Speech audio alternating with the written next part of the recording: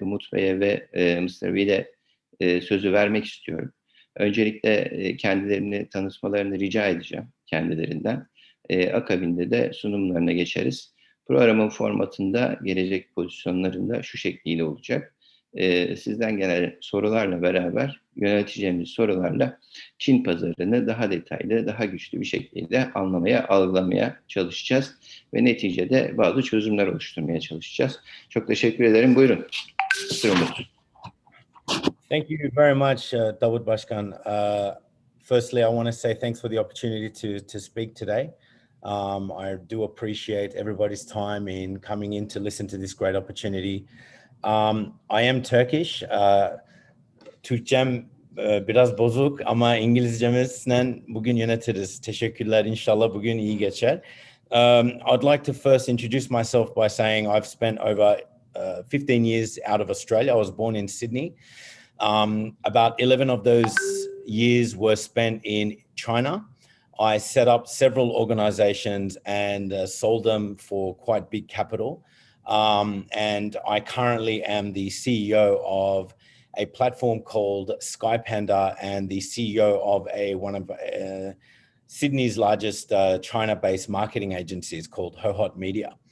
I am also a social influencer in China. I have over 15 million social media followers in the country. They follow me for good content about foreign culture, Australian different culture differences between Australian, Turkish, and Chinese. And so I'm hoping to use that influence to be able to push and pull, to say, Turkey into a better position in China. So thank you. Will, I'll hand you for your quick intro. Thank you, David. My name is Will, and I am a Chinese Australian. I was born in Shanghai, but I grew up in Australia. I've been doing Australian international trade into China for over probably 15 years now. My background is in investment banking and commerce, and in more recent time established probably one of Australia's biggest import-export business into China. We've taken many international brands into China, a lot of Australian brands across many different FMCG products, categories, fashion, skincare, cosmetics. And we've also worked across New Zealand brands, South African brands, European brands and American brands, activating them into the China market, both through e-commerce and offline trade. I'd like to say that it is a great market to be working in. Whilst it's not easy, it's very rewarding. With 1.4 billion people, the consumption power is great. And by 2025, it is likely to be the biggest economy in the world. So I think it's an opportunity not to be missed to tackle the China market. So that's a little bit about myself and what I've done in the past. And thank you for the invitation, MÜSİAD, and I'm hoping to share more thoughts with you guys in the coming hour. Thanks, Will. Davut Başkan. Çok teşekkür ederiz. Tekrar hoş geldiniz diyoruz. Hızlı bir şekilde programa girmek istiyoruz. Umut Bey, isterseniz sizden mi başlayalım?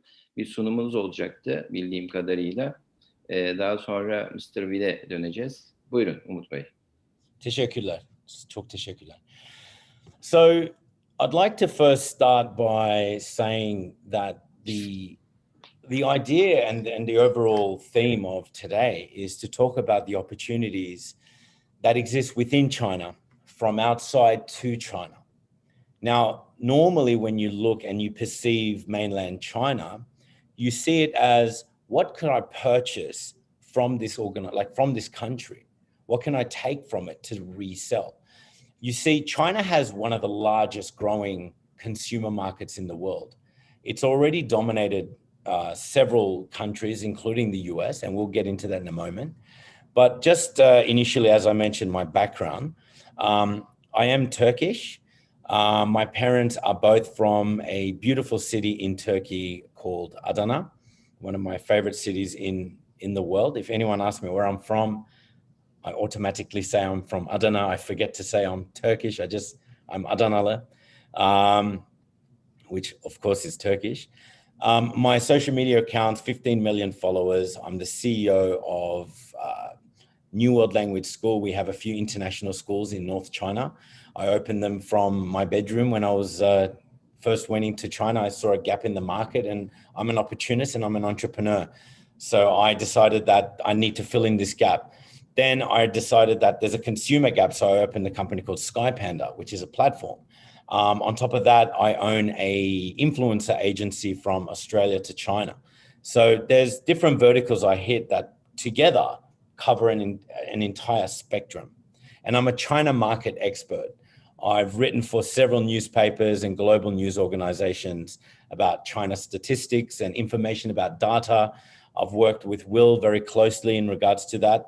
So let's just kick this off, shall we? Now, as I mentioned earlier, China doesn't only sell, they buy. One of China's superpowers, per se, is their import and purchasing power. If we have a look, China has already taken over the US as the world's largest retail market. Now, you're probably thinking, I'm looking at all these statistics. Are they up to date? Where are they from? Every part of statistics that I show you are from two sources. One is called McKinsey Statistics, which is a global statistics organization. It is up to date to the last few days. And another one is via Alibaba. So any statistics that I show you today are viable statistics and can be provided links and for you to go and research them yourself. Now, if we have a look at the Chinese retail market, in 2020, they reached a conglomerate amount of 5.07 trillion US dollars in 2020. This is 2021. We don't even know what this number is here yet. Now, the demand for foreign goods in China is only going up. Now, why you say the demand for foreign goods are going up in a country like China, where they produce so much of their own foreign goods, they produce so much product, couldn't they be self-sufficient? Now, the question is, why are they not buying from themselves? It's a matter of consumer trust. In China, there is a conception that foreign goods are just safer, better, and best. And we've been on this game for years and years, because in 2008, there was a tainted milk scandal in China, where a lot of children, unfortunately, got sick, and some severely sick. And because of Chinese milk powders, Chinese consumers lost a lot of trust for their own products and their own brands. And then at one stage, made in China became quite miserable, where people would only purchase foreign products. And that trend is still growing. Even though Chinese made items are still strong, the consumer idea of buying from abroad is always going to be there. And as you can see, by 2022, it would have doubled from 2018. It's just an amazing number. I'm sure you have a few questions. We'll cover it a bit later. We'll make sure we put a note on that. Now, this slide here is important because I'm showing real statistics of internet activity in China. Why internet activity? Because that's e-commerce. That's where all consumers purchase their items. Brick and mortars business in China, where you have a physical location, those physical locations are still extremely busy, but foreign products thrive online. That's where the world turns in China. If you have a look at the statistics, here we have, right now, currently, we have close to 989 to 1 billion active internet users. That's 1 billion active internet users, of which most are active internet buyers. It is currently 3 times the size of the US e-commerce market. Now, you can compare China to the US because of their physical size. But again, China is far more advanced with e-commerce than the US is. because the US uses a very traditional approach to retail and marketing. I spent a few years in the States, and one thing I learned is the States likes to invest a lot of money into the online world, but only since Amazon kicked off did Alibaba kicked off. Now, the problem is the US has 365 something million people, where China has 1.4 billion. It just cannot be compared. You could have the best Amazon services, even at a global scale. It won't surpass a single country's buying power. It just won't. China's middle class is where the buying power usually sits, between the middle and the upper class.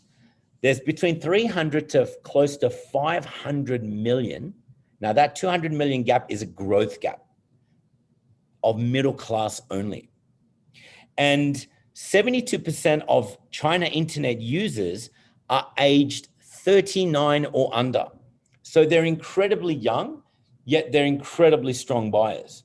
Chinese consumer buying starts from the age of 9 to 10. And people start marketing to target that demographic because their parents give them something called WeChat money. WeChat is like WhatsApp, but inside there's a wallet and you can use it to buy. So it's like a digital currency, but it's real money. And it could be withdrawn into your bank account to convert into real money. So everyone has this currency. Everyone has the power to purchase. And it's still growing.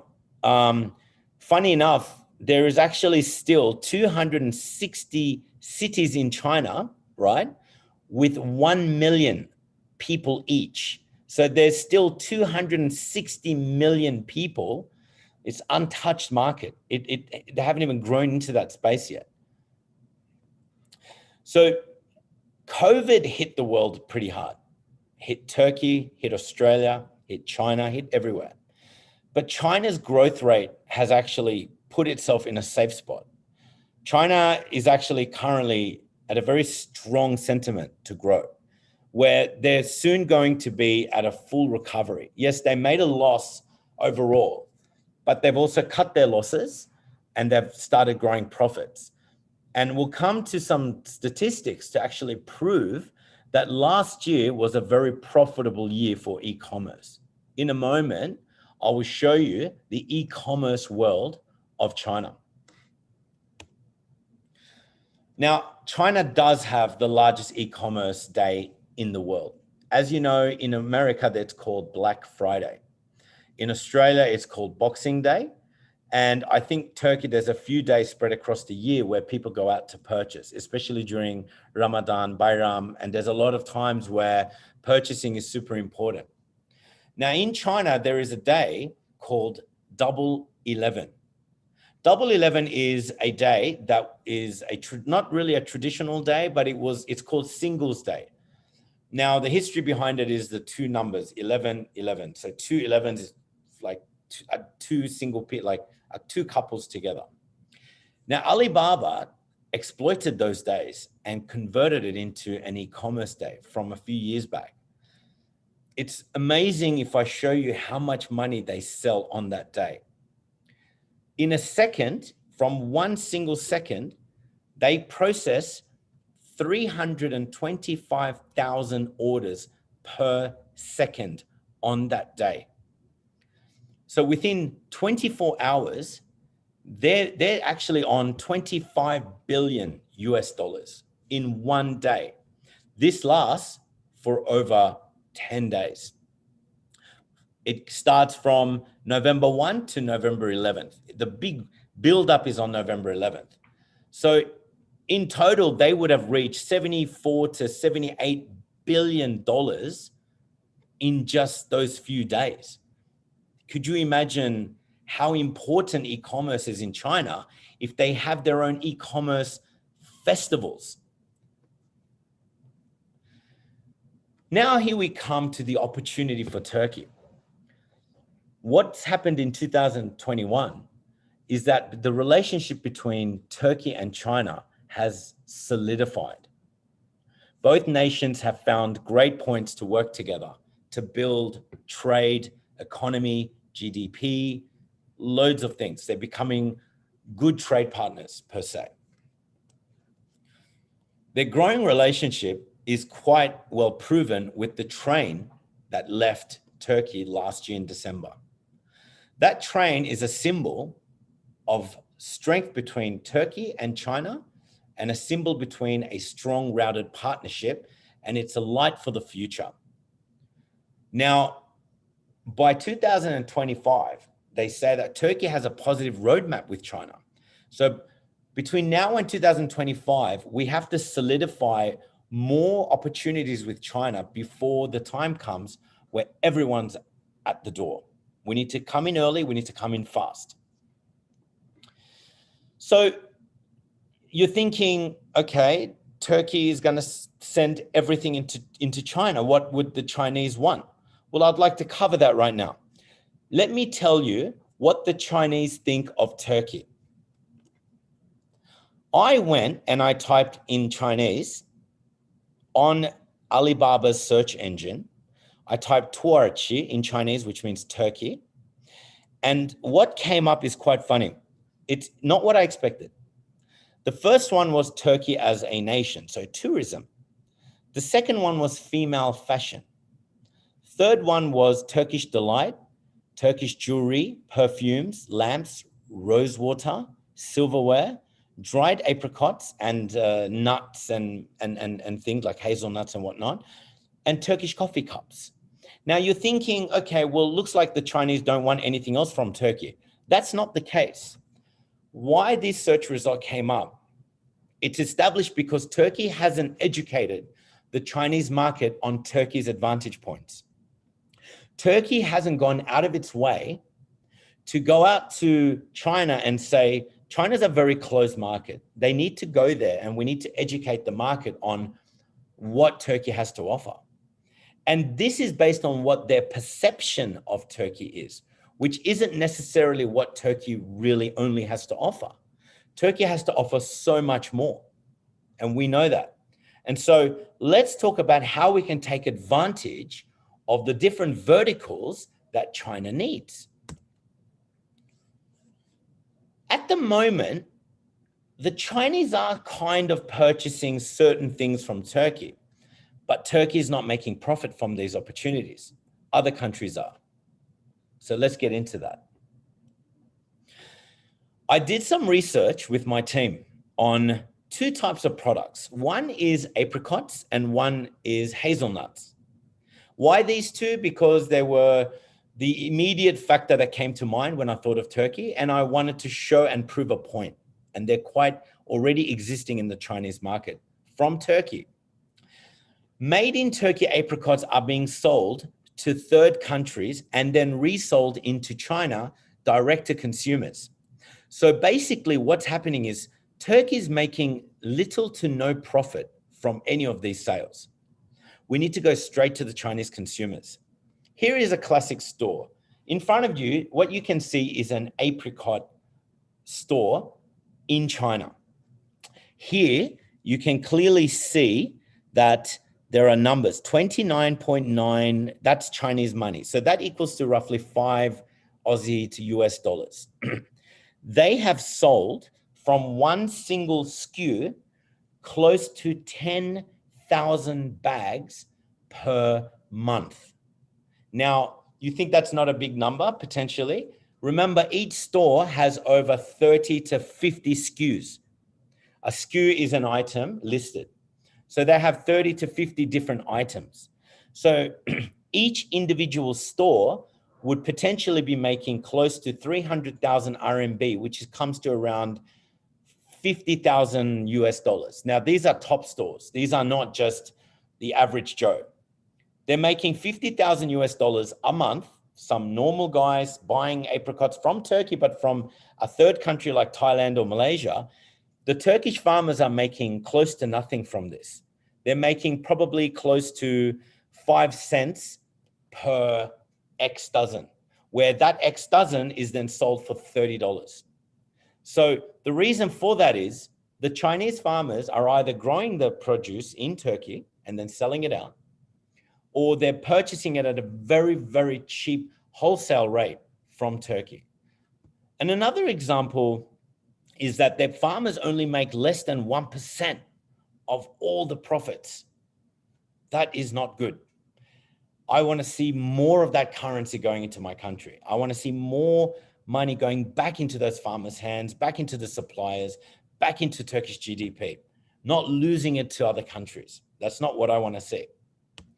Another example is hazelnuts. Now, here is a classic example of Turkey missing out again. They're all Turkish nuts. They're Turkish items. They're being grown and brought up in Turkey. Tens of thousands of Turkish hazelnuts are being sold via different countries. Turkey makes very little profit, close to nothing. Yet these individual stores are making between 10, 30, 40, 50, 60,000 US dollars per month. And how much of this are Turkey making? Close to nothing. If $1,000, if they're lucky. Now that upsets me because firstly, I'm Turkish. I don't want to see my country losing out all this opportunity. It's just going elsewhere. Why should our product be given out to other countries? I don't want to see that. I want to see our country selling it directly to the Chinese consumer. And that's how it should be. And these examples are classic examples of the issue that's at hand. Nuts is only one factor of many verticals. And here is just 6 to 8. Baby and maternity. I've written it twice by accident. My apologies. Fashion and clothing. Well, I've written it twice because it's one of the most important factors in China. Baby and maternity is one of the fastest growing in China. Fashion, consumer electronics, cosmetics, vitamins, food and beverages, household appliances, plenty more. You're probably thinking, well, consumer electronics, it's China, they can make their own. Yes, but they like foreign goods. Remember that. Now, there is so many verticals that we can talk about that Turkey could literally sell directly into China, and we could make so much good for our country. We could do so much more. We could grow our country's GDP. We can grow our exports into the billions. Not in its current level, which is a few hundred million. It's not enough. It's not enough for a country of the size of Turkey. We need more exports because we produce. I love something about Turkey. Hasan Gençtürk is my abi and also the president of MÜSİAD Sydney. Hasan abi told me something a while ago. He said, Umut, do you know that Turkey has a great thing? I said, what is that, abi? He said, Turkey has European quality and just above Chinese price. I said, yes, Abim. And that's why we need this initiative. So how are the Turkish products reaching China? At the moment, they're going through a third country. So this is an example of apricots where they're going through Thailand and then they're being sold directly into China. So Turkish products are being sold from Turkey at 5 cents a unit, potentially, and then sold via or to a distributor in a country like Thailand, for example. They're packaged and then sent out to China, or sent out to China, then packaged in China. But then they're sold per unit for $5 US. So look at the difference. Turkey lost at 5 cents a unit. They've done all the work where the consumer reaches it, gets it in their hand at $5. Who made all the profit? Who did? The distributor.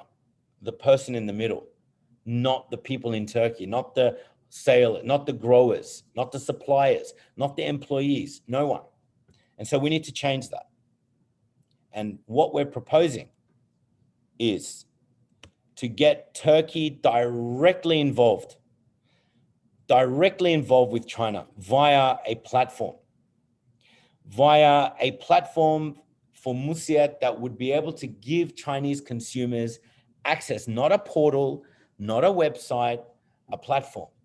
And it would be a phased approach. We would be on Alibaba. We would be promoting all these Turkish companies and all these products on several Alibaba stores.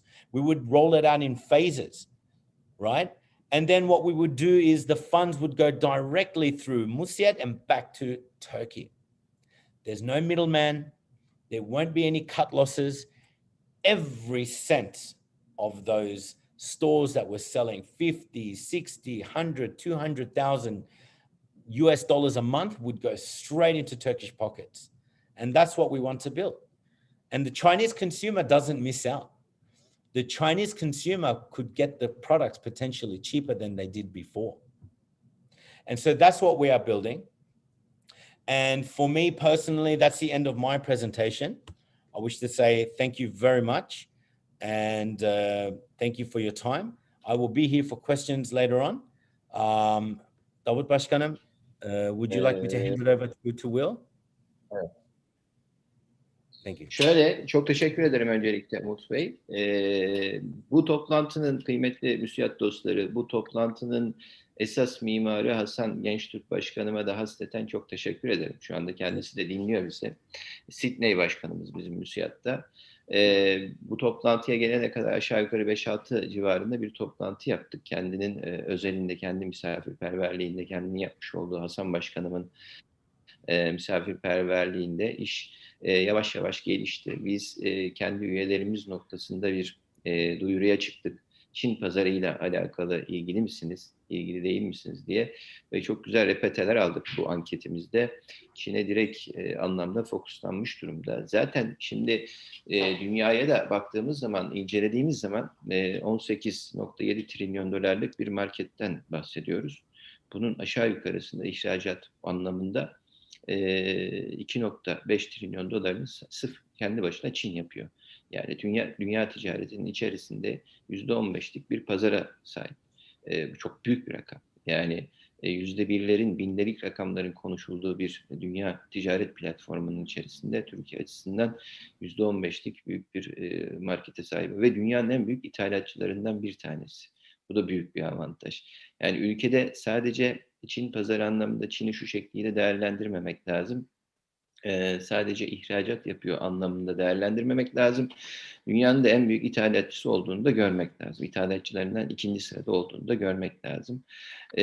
Yani Umut Bey de burada çok güzel ifade etti. Pazar var, market var. Biz bu marketi biliyoruz.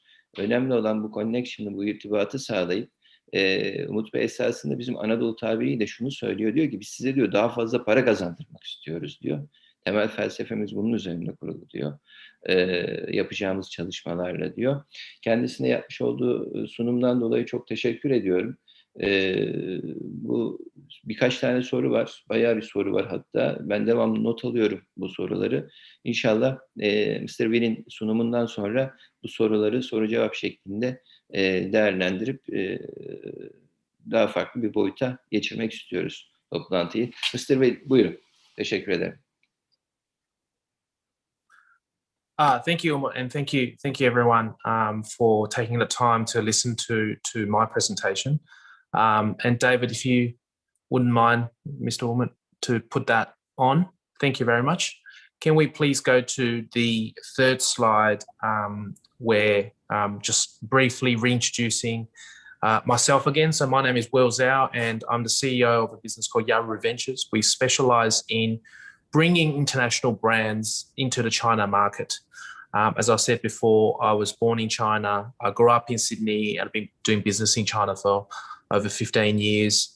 We bring all sorts of various different brands into China through both e-commerce and what we call general trade, where we import the products and clear them locally and then distribute them across into various different channels, both retail and wholesale. So we have a lot of experience in bringing brands to the market, and we have a lot of experience in marketing and sales of those brands into China. And one of the initiatives I worked with the Australian government was to work with them on creating what we call an Australian Pavilion, basically having a Australian government umbrella, by having brands sitting underneath the government umbrella to promote everything that's great about Australian products into the China market. And Australia now is probably ranked number 4 in terms of their popularity with the Chinese consumers. The Chinese consumers are growing their need and demand of Australian products simply because the Australian government and the Australian businesses have bound together to create image of clean, green, fresh products to the China market. And one of the advantages Australia has with the China market is their proximity to China. You can ship your goods from Australia to China from the east coast of Australia within 14 days to reach ports of Shanghai. So that gives the Australia logistically and the time zone wise a very good advantage in bringing goods into China. Excuse me. However, there are new things that's happening and new infrastructure being built in Europe and around the world to facilitate more goods coming into China. Things like the new railway that's been built in Istanbul, I believe, that can rail everything from Turkey straight into the China market. And there are more engagement. The Chinese new 5-year plan is talking about bringing more international goods to the China market. One of the things that Australia is very grateful for is the demand and continuous demand of the Chinese consumers for their products. And what we wish as part of the Chinese consumption is to bring more international goods, including Turkish goods, into the China market. If we can go to the next slide, please, David. So our team, we have an on-the-ground e-commerce team and on-the-ground distribution and wholesale marketing team that went around and basically looked online for goods that are coming or supposedly have a tag of Turkish products. So just reiterating what David previously said, the things that we found quite interesting has been that there are goods that's ranked in the top 10 in terms of sales when we type in the word Turkish or Turkey goods. Things like apricots, figs, pistachios. There's even perfume, carpet, coffee, Turkish delight being sold in China. What is interesting, though, is that these products are not actually from Turkish companies. These products are actually from the likes of Australian companies, but the raw ingredients and the product themselves actually came from Turkey. So it's an Australian brand, but made in Turkey or packaged in Turkey. So one of the best selling apricot brand is a brand out of Australia, funnily enough, called Market Grocer. Yet the apricots themselves actually came from Turkey, right? So the ingredients were from Turkey and they're packed in Australia using an Australian brand, but one of the best sellers in China. So there are a lot of those types of examples whereby I think the raw goods are being repackaged elsewhere and being sold as an Australian brand, a US brand. You know, the likes of Kirkland, they have an apricot product, which is also from Turkey, yet packaged as an American brand out of Costco. So, you know, there are lots and lots of different opportunities for Turkish enterprises to take on that journey and effectively become a brand owner and sell your products through your own brands. So I think that's a very powerful channel that we can go and explore through both e-commerce and offline retail into, you know, a market that's 1.4 billion people. Next page, please, David. So one of the first things I think, you know, what I want to convey to the audience here is the way we go about doing this, the way we would go about facilitating your goods into the market.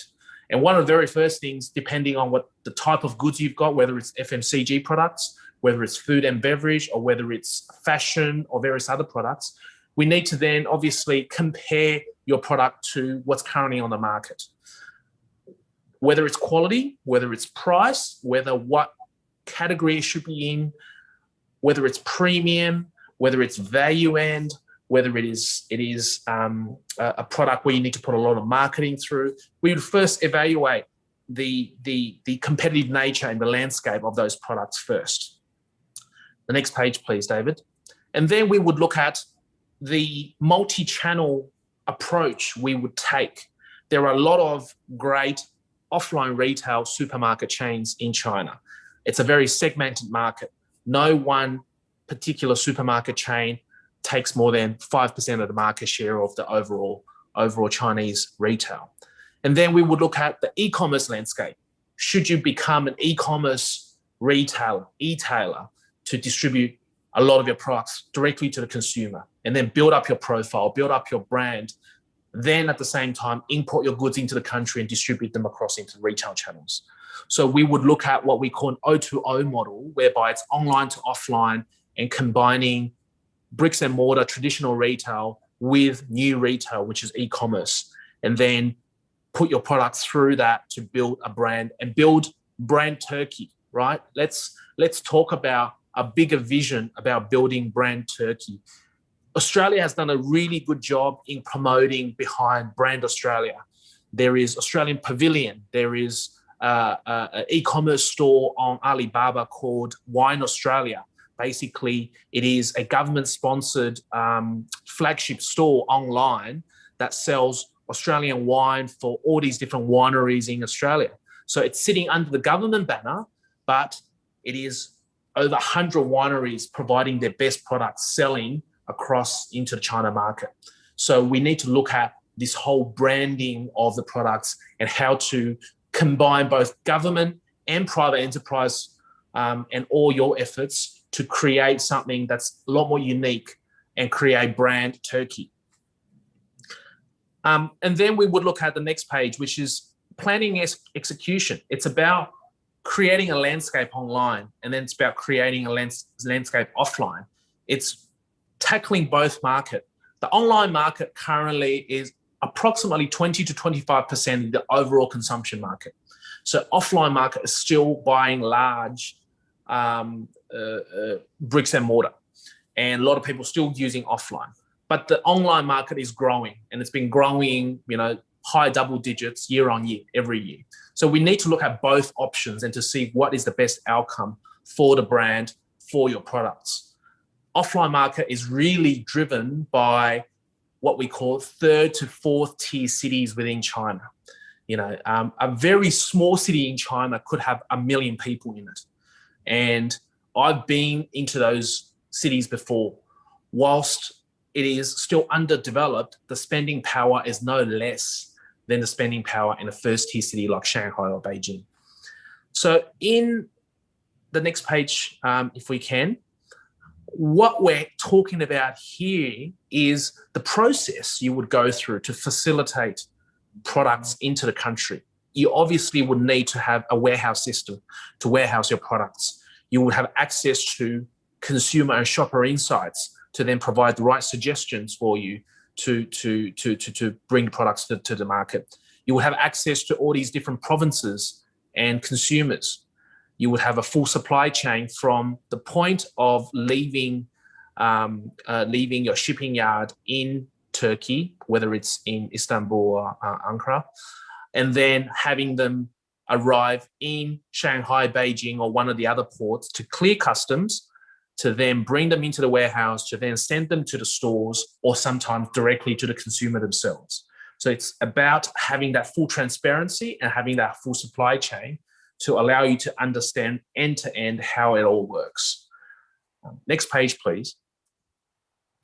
Here we're talking about some of the strategy that we have employed in the past that has been extremely successful about bringing products to the market and bringing a strategy to the market. It's about doing offline promotions to promote your products, to really get an understanding of what your products is all about, what Turkey is all about, having the right pavilion in there. And the next page, please. Here we're talking about really the direct-to-consumer platform. We're talking about the various different platforms that currently exist within China. So in Turkey, you'll have the likes of Amazon, you'll have eBay, some of these larger e-commerce platforms. However, in China, it's dominated by the Alibaba Tmall platform, which is an e-commerce platform that facilitates all the various different online stores and sells them through. Along with that, you've got the likes of JD.com, who's an up-and-comer. There's a Little Red Book, who is basically a content-based reseller, and various other different types of platforms that are all trying to take market share.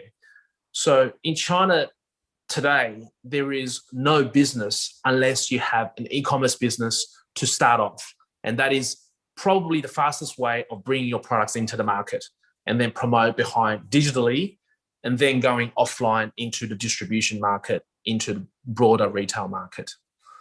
Can we please go to the next slide? Again, with an e-commerce setup, we are also looking at how an end-to-end process would work, again, with the warehousing, the supply chain, the reach directly to the consumer, and easy to understand reporting, a language that can then for you to analyze how your business is performing in China and how the consumers are feeding back about your products. Again, you know, when we did the research online, the most positive things people keeps on saying about the Turkish products, even though it's branded Australian or branded American, is that the qualities are very good. You know, the dry apricots, Turkish delight, Turkish coffee, you know, all the feedbacks that I have gathered based on all the research that we have done has been, there's been repeat purchases of those products. So there's no problem with the products itself. It is about how we go behind it as brand Turkey to really bring out that whole point. I want to talk about the flagship store if we can. So it's about building the brand Turkish flagship store, right? So we'll build a Turkish pavilion, and we have the relevant private enterprises combining with government support to really build up what Turkey is all about and what the product's all about, and how e-commerce can facilitate those products to the end consumer's hand. And then we go again. And it's a rotation, and it's the right vertical to trying to get into the right consumer's mind and being front and center of them. I want to quickly go through into the case studies, if we can, David. I just want to quickly talk through the case studies. So this is one of the case studies that we have done in the past, whereby we were representing a premium male hair care brand. And I would just want to step through that particular example about how we started off with very little and ended up in a space of, you know, 2.5 years, a very credible and profitable business. So this was a premium male hair care brand that was basically looking for a market in China. We basically sat down with their management team and looked at the various strategies that we would employ in getting to the market. We started off with an e-commerce strategy, naturally, because that's the easier way to get products into the country. And then over time, we built their online flagship store. We collaborated with Alibaba about promoting behind those products. We then had activations from a marketing perspective to bring on more consumers. We created a full platform-wide strategy to basically seed the products into various different social media platforms. And then we sold the products to other retailers, online retailers, for them to on-sell the products to the consumers. So basically, we started off building the brand, started off with a small footprint, then we grew the footprint, and we grew the footprint again, and we started wholesaling it to other retailers to then create, today, it's a $10 million brand from, you know, virtually not knowing whether the brand was going to work in the China market or not. And another example, David, if we can go to the next one, is a family-owned moisturizing cream. So again, we started off with a slightly different strategy this time. We brought those products in. We started creating a product that's very unique to the local China market. We then started off with distribution first. We identified a number of reputable distributors that can get it into the specific market that we want to get into. We seeded the products into the market and then came back to look at an e-commerce strategy.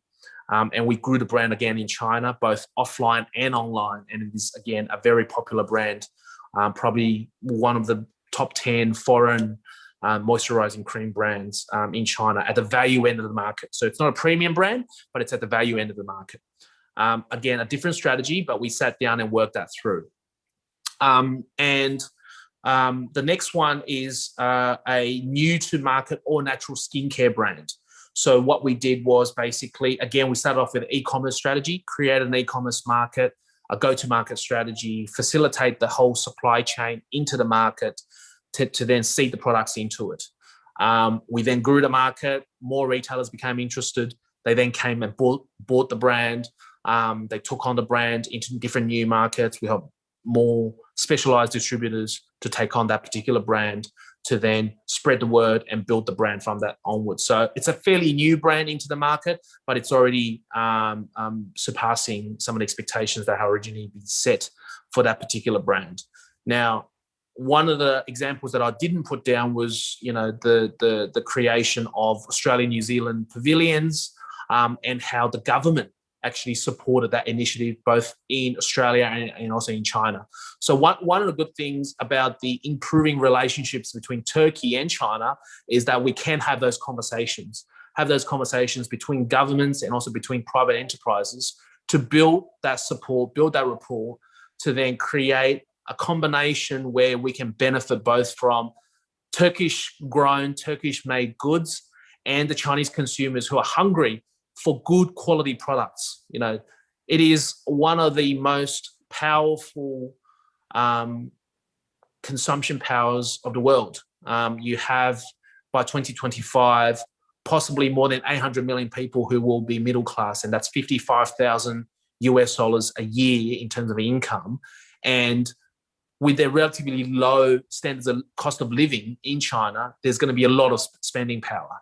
So what they are looking for, China cannot feed themselves. Okay, so they are looking for, if they produced all the food in China, they cannot feed that 1.4 billion people. And with the new one-child policy being scrapped, and families are now able to have more than one child, that'll bring a new generation of consumers, and that'll bring a new generation of families and babies that'll hopefully take China into the next level, and more consumption and more international goods will go into the country. So with that, I would like to say thank you to everyone who's listening to this presentation, and I'm happy for any other questions if you have time. Thank you, everyone. Mr. Bey, biz teşekkür ederiz. Çok faydalı bilgiler aldık. Ben de sizin yapmış olduğunuz bu sunumlara bir katkıda bulunmak istiyorum. 2010 yılında dünyadaki e-ticaret dediğimiz kısım aşağı yukarı 270 milyar dolar karşılığındaydı. Ama 2019'un sonuna geldiğimiz zaman 3 trilyon 520 milyar dolarlık bir markete ulaştı. Tabii dünya bu kadar büyüdü mü? Dünya ticareti bu kadar büyümedi. Yani dünya ticareti 10 yılda %10 büyürken e-ticaret aşağı yukarı 17 katı civarında büyümüş. Yani dünya pazarından çok büyük bir pay almış. %1,5'lardan %17'lere gelmiş. Son derece önemli bir noktaya temas ettiniz. Bu konuyla alakalı teşekkür ederim. Hemen çok hızlı atraksiyonlar gelmeye başladı Umut Bey, Mr. V. Şöyle, Abdülkadir Çınar Başkanımız, bizim Karadeniz Ereğli Şube Başkanımız hemen bir tavsiyede bulundu. Bana özelden de yazdılar kendileri. Bizim bölge dediler çok ciddi fındık üreticilerinin olduğu bölge. Hemen irtibata geçebiliriz dediler. Tabii bu yeni açılımları da getiriyor. Çünkü MÜSİAD 11.500 üyesi, 200'den fazla şubesiyle dünyanın birçok yerinde faaliyet gösteren iş adamlar grubu. 3.000'den fazla ihracatçısı, aşağı yukarı 5.000 civarında imalatçısı olan dünya pazarlarını kendini belli açılardan ifade etmiş bir yapı. Her şubemizin bizim kendine has özellikleri var. Yine bir başkanımın söylediği gibi Malatya bölgesi mesela kayısı konusunda son derece verimli ve dünyanın en büyük üreticilerinden bir tanesi. Fındıkta zaten biliyorsunuz dünyanın en büyük üreticisiyiz. İsparta gül yağı noktasında ciddi bir ihracatçı pozisyonda ve bu konuda endemik bitkiler konusunda ciddi yatırımlar yapıyoruz bu konuyla alakalı. Ben de size bir destek vermek istedim. Sorulara geçmek istiyorum öncelikle. Çok soru var. Hangisinden başlayacağımı da şaşırmış durumdayım. Ama şundan bir başlamak istiyorum. Tren mevzusundan bahsettiniz. Türkiye'den Umut Bey. Türkiye'den Çin'e giden tren sembolik bir anlam ifade ediyor dediniz ama bence çok büyük bir anlam ifade etmeye başladı. Son dönemlerde dünya üstündeki çok ciddi derecede bir lojistik sorununla karşı karşıyayız. Biliyorsunuz biz de Türkiye olarak Avrupa'nın en büyük tedarik zincirlerinden bir tanesiyiz. Hatta İbrahim Çevikoğlu kardeşimiz de bir soru sormuş. Bununla da birleştirerek soralım. Türkiye'nin konumu bir hub noktasında, tam orta noktada bu konuyla alakalı hem düşüncelerinizi merak ediyorlar. Bir de şimdi bu tren ve lojistik mevzusunda aşağı yukarı ben Avrupa'daki müşterilerimizle konuştuğumuz zaman 12-13 bin dolarlara çıktığından bahsediyorlar. 1000-2000 dolarlık konteyner fiyatlarının. Tren noktasında yapmış olduğumuz açılımın ve iki ülke arasındaki ticareti özellikle Türkiye'den Çin noktasında çok pozitif bir etki yapacağını düşünüyorum. Ben bu konudaki düşüncelerinizi almak istiyorum Umut Bey ve Mr. Will'in. Soru 1, bu tren hattı bize ne kazandıracak? Türkiye noktasında ne düşünüyorsunuz? Soru 2, Türkiye'nin coğrafi konumu itibariyle bir dağıtım noktası olduğunu, Türkiye'ye bakış açınız oradan. Yani bu 9.000 kilometre öteden nasıl bakıyorsunuz Türkiye'ye? Bir dağıtım merkezi olarak görülüyor mu? Bu sorularla bir başlayalım isterseniz. Buyurun. Thank you, Davut Başkan. Will, so there's two questions. One's about logistics from Turkey, and the other is geographic issue about being 9,000 kilometers away. So I'll answer the first one about the logistics from Turkey, and you jump into the second one about the opportunities on the trains, opportunities about getting into China. So it's a great point. The opportunity that has currently been activated between China and Turkey is a very symbolic one. But you're right, it is not only a symbolic opportunity. The fact that there is now going to be logistics directly from Turkey to Xi'an in China, which means that the cost of sending produce and products is going to drop quite significantly. And I do believe that this isn't the only route that's going to be activated between the two nations. It is definitely an initial route, but there are many rumors and whispers in the China end that there will be multiple routes that would be activated between Turkey and China. And that is not to say would be the only point. So flights would be increased because once the two countries come together as they are recently, what trend I've seen between nations is the routes, no matter how far the distance, the routes are multiplied because as Will mentioned in his last slide, China just cannot feed 1.4 billion people. They can't. They need produce. And when Turkey opens a trusting hand to China saying, look, we're willing to trade with you, they will activate every route necessary between the two nations. Will, would you like to talk a bit about that? Yeah, absolutely. Look, I think the whole railroad, the whole purpose of the railroad is to make Turkey and all the countries along that railroad trade more efficiently and more faster with the Chinese consumers and the Chinese economy. China is growing at pace. Even during COVID, they grew at 6%. They will continue to grow.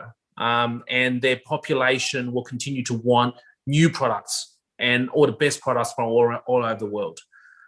Demand is not an issue. Supply is an issue. And that's why China is extending their whole Belt and Road strategies to many nations in Europe and throughout Asia and into Africa. So what the opportunity is for Turkey to put their hand up and go, yes, we would like to become a logistics center. To become a logistics center for African goods coming into the country, to become a hub whereby European goods, and Turkey is well situated amongst middle of Europe. to take advantage of that, to become a hub, to consolidate goods from many countries, to then, send them through the railroad into China. 9,000 kilometers is a long way. However, with this particular railroad, I think it'll facilitate a faster transition into China. We do need to look at, what type of goods you're sending, right? So obviously fresh products, we need to watch out for temperature. We need to look at the condition that they travel in. However, for other goods that are ambient, that don't require a temperature control, we can send them through the railroad and maintain a very efficient clearance process. So absolutely, I think this is a great opportunity, and it's one of the very few infrastructure that's been built that will benefit a lot of the countries along the way. Thank you, David Başkanım. That answers both these questions. Teşekkür ederim. Will'in söylemlerinden bir konu, dikkatimi çeken bir konu vardı. Dedi ki Çin kendine yetemiyor, kendi karnını doyuramıyor. Gelecekteki politikası, şu anki politikasından fazla çocuk politikasından dolayı popülasyon artacak, daha da yetmeyecek dedi. Dünyada böyle bir sorun var. Ülkeler zaten kendi gıda ihtiyaçlarını kendi kendilerine karşılayamıyorlar. Bu önemli bir parametre. Peki şunu söylemek istiyorum burada, bu açıklamamla beraber şurada birleştirmek istiyorum daha doğrusu. İşte fındıktan bahsettiniz, kayısından falan bahsettiniz, ağırlıklı yiyecek ürünleri. Fakat bizim esas Çin'e fokuslanabileceğimiz, satabileceğimiz ürün grupları, bu tarzdaki gıda paketlenmiş ürünlerin haricinde neler olabilir acaba? Nelerde rekabetçi olabiliriz? Yani Türkiye'de mesela bazı sektörler son derece güçlü, güçlenmeye de başladı.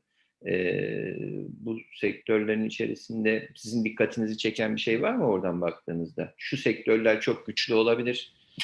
Bu sektörlerde gelecek firmalara çok daha büyük pazar payları sahip olabilirler diyebiliyor musunuz?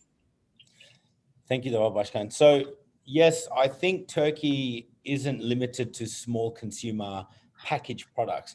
There are many verticals that Turkey is really strong in. Recently, I've discovered that Turkish robotics is growing at an incredible pace. Hospital goods, PPE, I'm talking every vertical from healthcare to maternity, child products from Turkey for healthing and for vitamins and medicine. A lot of consumer products are available from Turkey that could sell really well in China.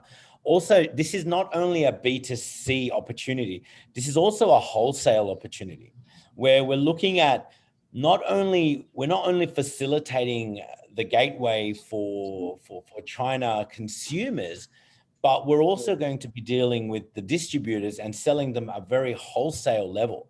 So Turkey is very strong in many sectors, especially when it comes to raw materials. And this creates a doorway into that hunger need that China requires. We're not only going to be converging on consumable products, but we're looking at potentially medical, we're looking at technical, we're looking at educational, we're looking at so many verticals. And Will could add to that, that there are many verticals that China just needs. Turkey is one of the best producers of the top 15 verticals the world has. I mean, Turkish food, Turkish clothing, Turkish raw materials, Turkish trade, metallics, everything. And Will, would you like to add some value to the end of that? Because I have to admit that Turkey has so much output that China would literally just take it. It would take completely Turkey by storm, because once China grasps that opportunity from Turkey, Turkey would become a very, very strong trade partner. Will, would you like to add to that? Yeah, look, I tend to agree. I think one of the key things that we should look at is not what Turkey is currently producing, but what Turkey can produce into the future, and what you guys have an emphasis on in terms of the industries that you want to really push and promote into the Chinese market. One of the great things that the Australian government and many governments that I've been talking to, and I've talked to quite a few governments, is that they are not only pushing their traditional well-known products. You know, Australia's dairy is very well-known. Australia's vitamin industry is very well-known.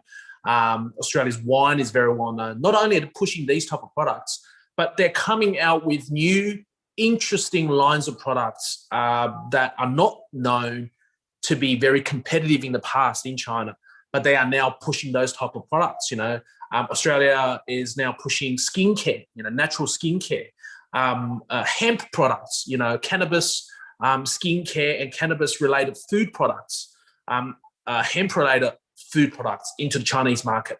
So I think it's all about the branding of the country and what products you want to go after that you think Turkey has a competitive advantage in. And I think China is a huge market that every type of product has its own unique demand.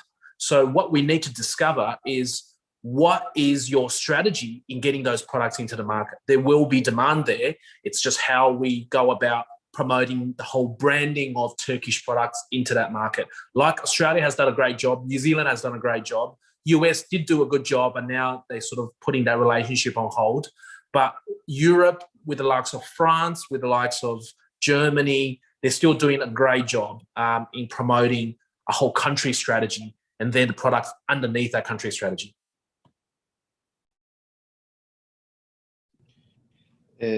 Teşekkür ederim.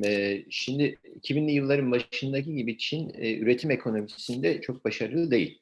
Fiyatlar Çin'de de artıyor. Biz bunu takip ediyoruz. Özellikle Avrupa pazarında Çinli sektördaş firmalarımızla karşılaştığımız zaman biz fiyat avantajı noktasında, lojistik noktasında çok daha avantajlıyız. Ve Türk üretim ürünleri de son özellikle 20 yıldan beri kendini çok ciddi upgrade etti, yükseltti. Dünya standartlarında ürünler üretiliyor. Peki ülkenin markasını geliştirmek için Will, bu soru sana Umut Bey, siz de cevap verebilirsiniz. Ülkenin markasını geliştirmek için burada ürünün sunum noktasında, paketlemesinde, kutulamasında bir Çin karakteri var mı? Yani herhangi bir Çin tanımlaması var mı? Şöyle yapsanız daha iyi olur. İşte bunların paketin üstünde bunların yazması lazım. İşte Türkçe bir yazının olmaması lazım gibi diyebileceğiniz herhangi bir açılım var mı? Destek verebileceğiniz.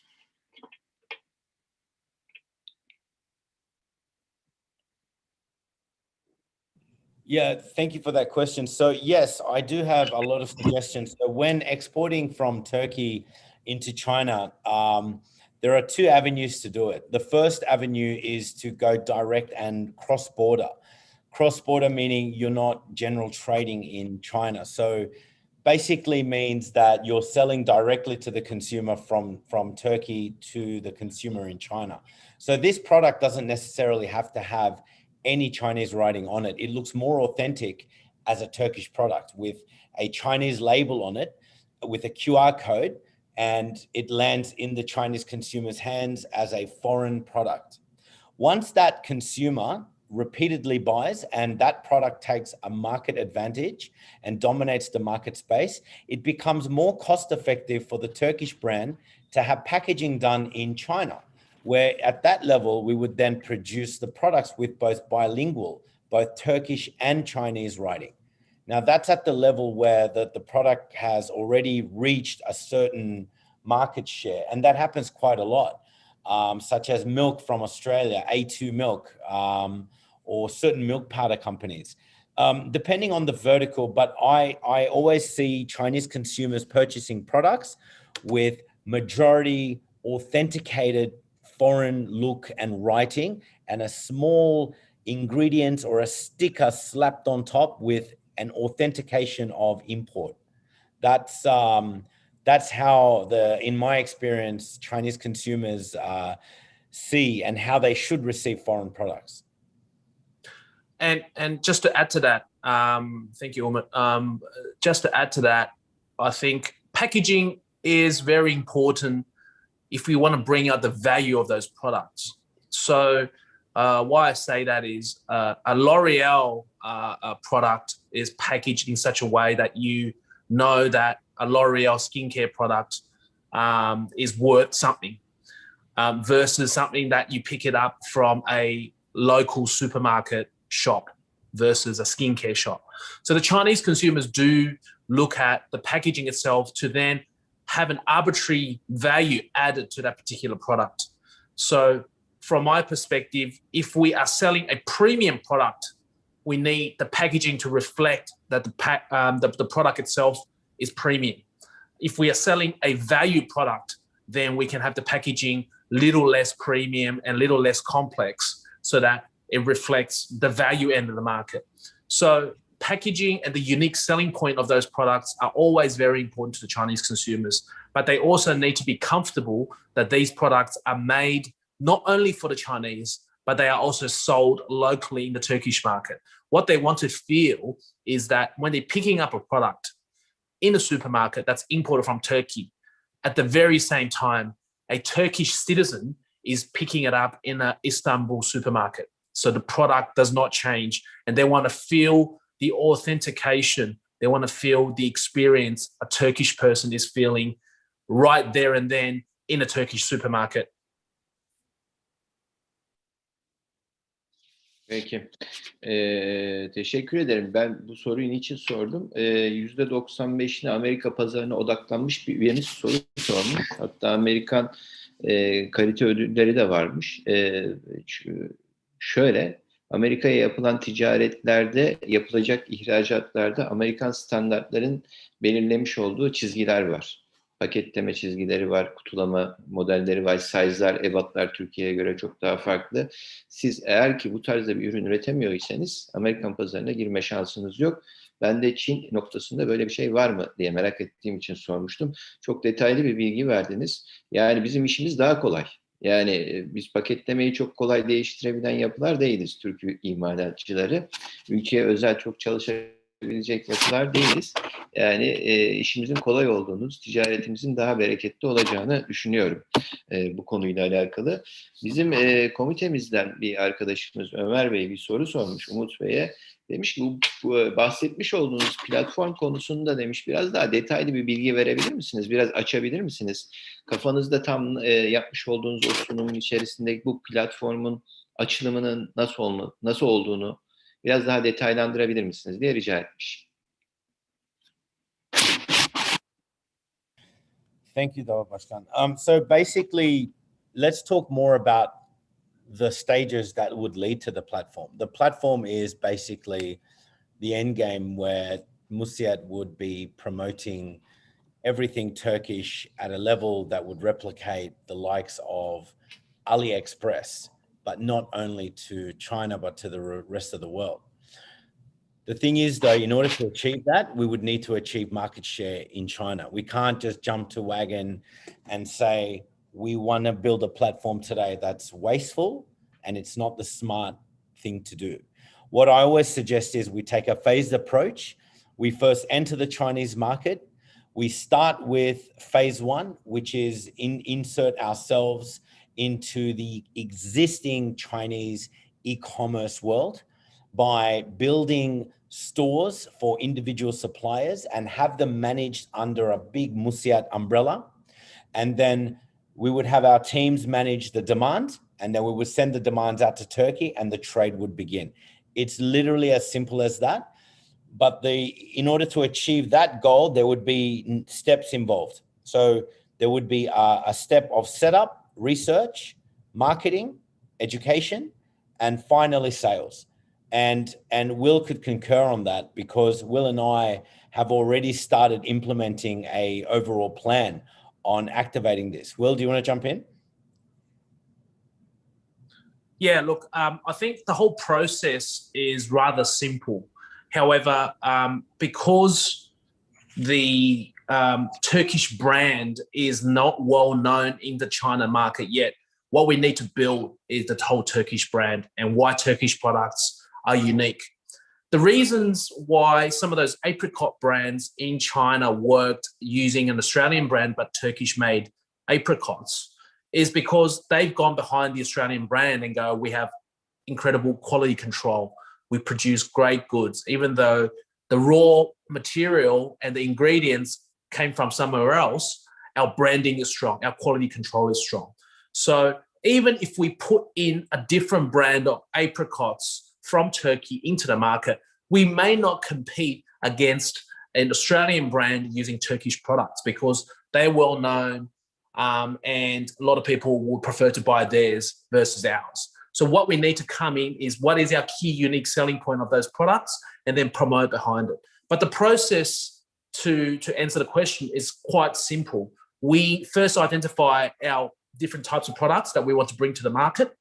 We then engage with the platform themselves to create a flagship store for those products. We then do our research around pricing and we work through our sales and marketing campaign, and we begin implementing all of those at the same time as we sell through with these different products. I've worked a lot with food products in the past and now as well, and I understand what it takes to get those products there and start selling. So the whole issue is about going to market with the right strategy and do it in good time and do it in a time whereby we can meet all the requirements of China and build the market share for Turkish products.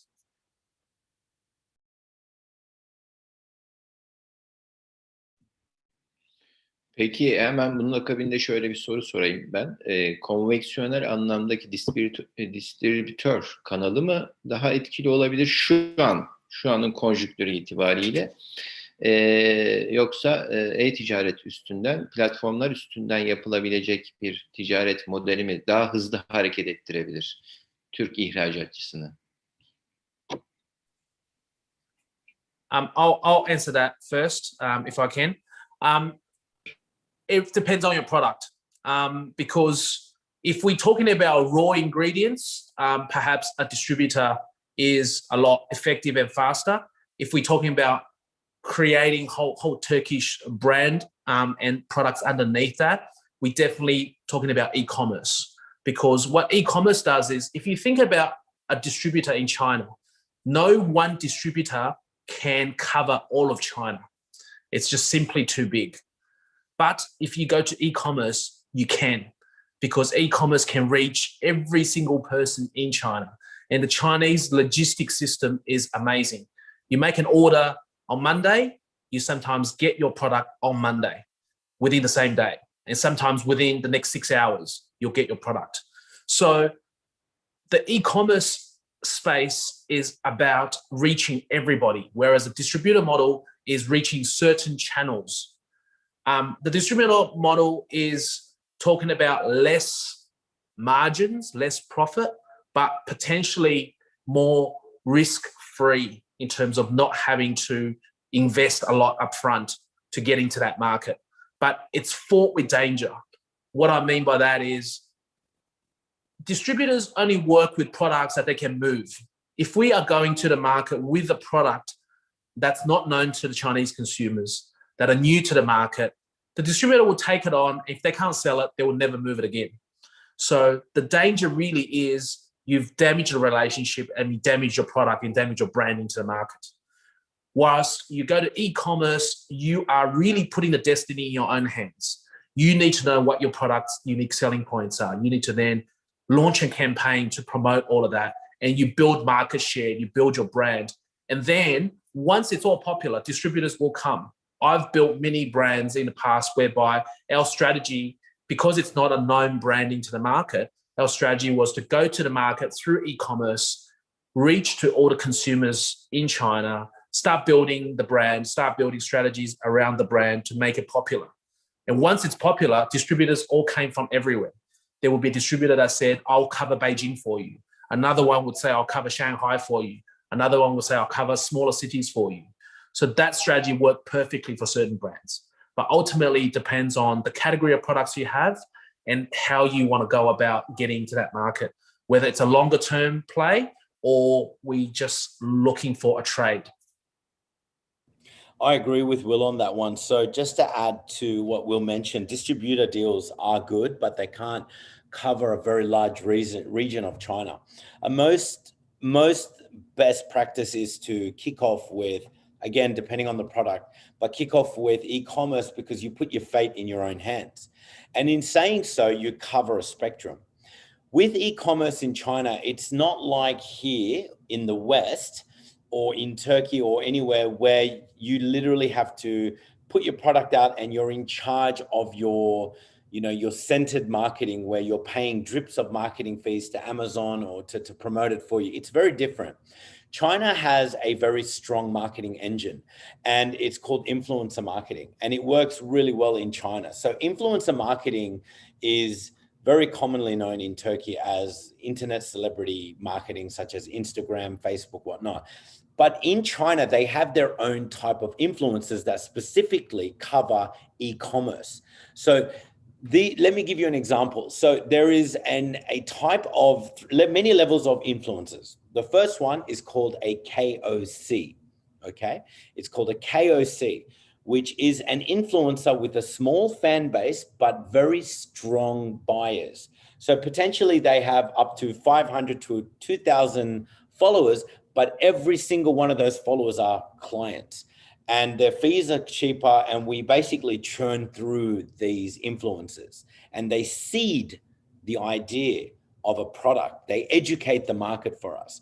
Then we get into KOLs, which is key online influencers, such as myself, where bigger influencers are good at not only conversion, but also good at getting good brand awareness across the board. Then the next one are streamers. Streamers are live streamers. They use the e-commerce platform to live stream and directly hold like a product like this. And they say, buy this, scan this code. And in 1 hour, we see sometimes conversions of tens of thousands of dollars within an hour. And this engine is very, very effective in China. And I'm unaware of it being as effective in China as it is in the West. I haven't seen live selling streamers out in the West as they are in China. So e-commerce is always a very powerful way to get into China. But again, depending on the product. If we're talking about Turkish cherries, it's season-based, logistics. Distributors would push the product out, right? We would have authentication on the QR codes on the boxes. So the consumer would scan the box and say, oh, this originated from Kayseri, or this originated from Ankara or Istanbul. So it would directly give the consumer direct knowledge and education that the product came from where. So yeah, that's to answer that question. Thank you.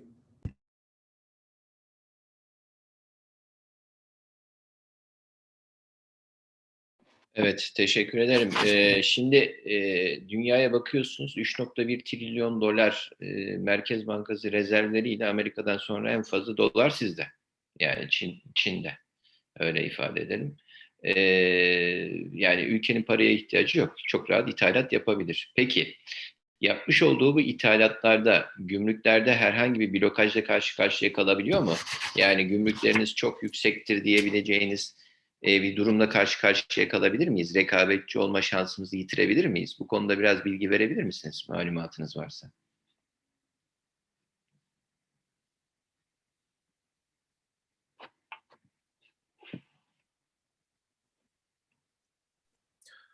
I'll answer that. So we're talking about two types of different trades. So in the e-commerce world, there's two types of e-commerce as well. One is what we call cross-border e-commerce, whereby Turkish products can come in its original Turkish format and nothing is changed, and it's sent through into a bonded warehouse whereby goods are ordered online and it's delivered from the bonded warehouse to them. So in that process, depending on the product itself, it ranges from 9 to 20% tax for the e-commerce world. It's cross-border e-commerce. If it's products where we go through clear customs and have a Chinese label at the end of the product, those type of products are, again, depending on the category they're in, they're charged a VAT, value added tax, plus a customs duty on top of that. Now, it's no different to all the European products that are currently coming in. So I think, I don't think it's any competitive or uncompetitive to any other European products that come into the market. I think overall, in terms of the price of Turkish products, it'll still be at the value end of the market, and it'll have the right level of support from the government to clear customs. So one of the things I think going forward is from a government level, talking about more reduction in tariffs and reduction in customs duty. But at this point in time, I don't think it's it doesn't give you any uncompetitive edge to any other products that are coming into the market.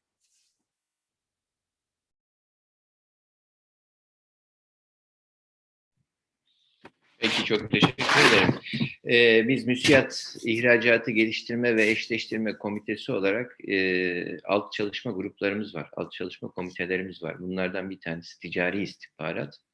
Burada arkadaşlarımız Çin hakkında bize çok güçlü bir rapor hazırlamışlardı, sunmuşlardı. Çin marketini sektörel anlamda inceledikleri.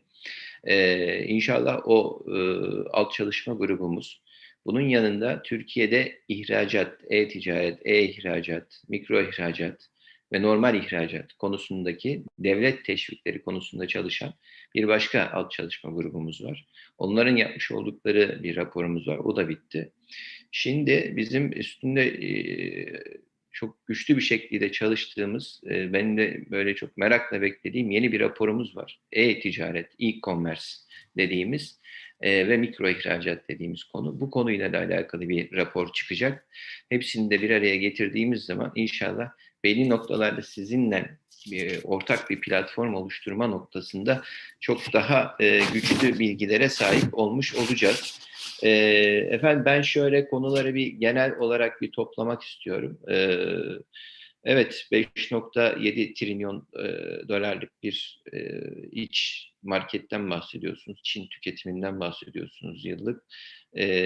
Çok büyük bir ekonomiden bahsediyoruz. 15 trilyon dolarlık bir ekonomiden 1,4 milyon popülasyondan bahsediyoruz. 2025 yılı itibariyle ciddi bir gelir seviyesi yüksek bir gruptan bahsediyorsunuz. Esasında sizin bu ifade ettikleriniz Çin belli eşiklerinin geçtiğini ve bir tüketim toplumu haline geldiğini görmeye başladık. Tüketen bir toplum, üreten bir toplum tamam üretiyor ama güçlü anlamda da özellikle luxury grubunda tüketen bir toplum olduğunu görmeye başladık. Bize vermiş olduğunuz çok değerli bilgiler için hasreten hepinize çok teşekkür ederim. Tekraren Hasan Başkanıma, Sidney Başkanıma bu kıvılcımı ortaya attığı için çok teşekkür ederim. İnşallah bu toplantılar, sizin bize vermiş olduğunuz bu bilgiler kendi iç üye profilimizde de ve şube başkanlarımızın da birçoğu bu programları takip ediyorlar. Yapmış oldukları bu takipler neticesinde kendi şubelerindeki iç organlarında da paylaşacaklardır. Bizler de gerekli bütün bilgileri 11.500 üyemize indirmeye çalışacağız. Ortak paralelde iyi bir platform oluşturarak bizim derdimiz işimizi genişletmek, işlerimizi büyütmek, basiretli bir tüccar olarak, bir iş adamı, iş insanı olarak bütün dünyayla olan iletişimin güzelleştiği gibi özellikle hedef pazarımız olan Çin marketinde de bizim, çünkü MÜSİAD'ın en hedef marketlerinden bir tanesidir Çin. Büyütmek istiyoruz. Göstermiş ilgiden dolayı çok teşekkür ederim. Bize vaktinizi ayırdınız. Türkiye'de gün içerisinde bir saat ama benim anladığım kadarıyla orada akşam saat 9 oldu herhalde, o civarda. Sizin de akşam vaktinizi de almış olduk ama bilgiler için dolduk. Çok teşekkür ederiz. Çok mutlu olduk. Kıymetli izleyicilerimize de bizleri yalnız bırakmayan, sorularıyla destek veren, yönlendirmeleriyle destek veren bütün MÜSİAD değerli üyelerine de çok teşekkür ederim. Şöyle bir duayla kapatmak istiyorum. Gönlümüz geniş olsun, kalbimiz ferah olsun, işlerimiz bereketli olsun. Hepiniz Allah'a emanet olasınız. Diyerek ben Umut Bey'e bir söz vermek istiyorum. Daha sonra da Vil'e vereceğim. En sonunda bir Allah'a ısmarladık diyerek kapatacağız. Buyurun Umut Bey. I want to say thank you very much for the opportunity to speak with all our members. I'm a newly MÜSİAD member. I'm very proud of what we are trying to achieve, not only in each individual country, but at a global scale. I honestly hope that we could work together to build a strong export for Turkey, a strong economy for Turkey, and help China with their needs to not only help feed the nation, but provide our best and the best of what we have and the best of what we can provide to China. So thank you very much. And I wanna just echo Umut's point that I want to thank MÜSİAD. I want to thank the President Davut on all the time you've given us, and also for you guys to listen into the China opportunity. I want to thank the MÜSİAD members for your participation tonight as well. And I hope that in the very near future, hopefully COVID is all over, that I'll get to see a lot of the members in China, and potentially we could do a tour of China and go to the Alibaba headquarters and go and visit some of the retailers to better understand the China landscape. So I thank everyone and look forward to engaging further with the MÜSİAD Association. Thank you. Efendim bizim zaten böyle seyahatlerimiz var. Şu anda dünyanın birçok ülkesine gidiyoruz. Geçen ayda bir ülkedeydik, Afrika'daydık. Programımız da Çin'de var. Kısmetse Allah nasip ederse gelmekten keyif duyarız. Sizi de Türkiye'ye bekliyoruz. Adanalı Umut Bey'e bir Adana yedirebiliriz Türkiye'de. Adana ile aram nasıl, iyidir inşallah. Böyle söyleyelim. Hepinize Allah'a emanet ediyorum. Hepinize saygılar sunuyorum. Görüşmek